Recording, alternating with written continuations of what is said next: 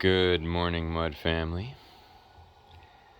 Check out this hole I dug myself into. Actually, I've been down in there power spraying, cleaning off that little sill down there so that I can make sure that it's sealed. And then I'll be pouring gravel in with a drain that actually has to get dug out that way. And then we'll have some gravel and some drainage membrane.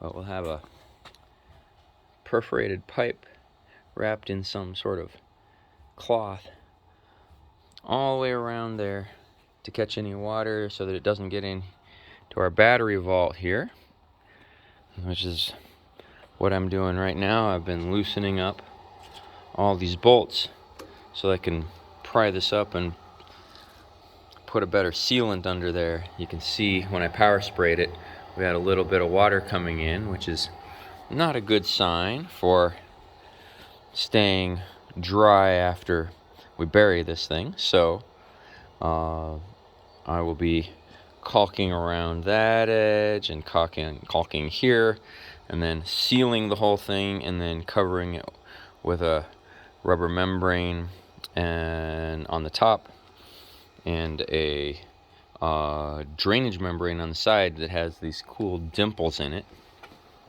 See my bridge here? This stuff's pretty spiffy. It seals up around the whole box there, all along the side, instead of pouring in several tons of gravel all the way up and then sort of having that drain. This will actually go against the side of the concrete there, and these little dimples hold it so that if water gets in through there someday, it trickles down to where it can drain into that pipe I was saying we're putting in down at the bottom there. The other things I've been working on is extending the pipe. We used to have the fan coming out of that hole and the air intake coming out of that hole, but those will be underground, and rather than have another place for things to leak, we moved them up here because, well, this one I moved up here because the batteries actually produce hydrogen, and that rises and could potentially get trapped up here in the top of this. So the higher up our little fan is, where the air gets sucked out, the better. And also, even if that fan quits, we have an opening through there to let air pass. And then this one, you see our little screen to keep bugs and rodents and stuff out.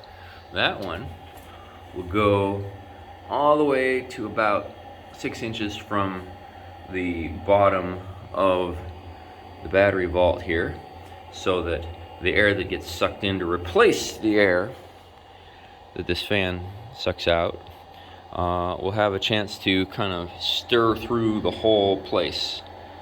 And so any other noxious gases will get stirred up and out by our fan. That one right there, we're waiting on some Teflon tape.